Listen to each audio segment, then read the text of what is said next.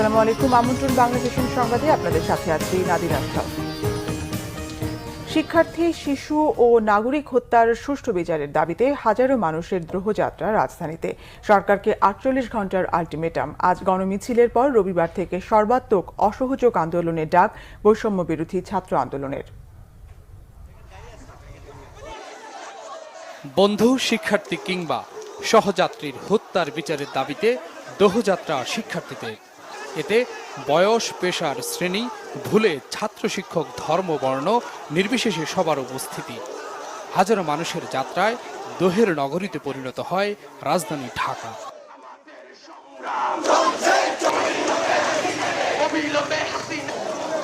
বৃষ্টি উপেক্ষা করেই দ্রোহের যাত্রা শুরু জাতীয় প্রেস ক্লাব থেকে।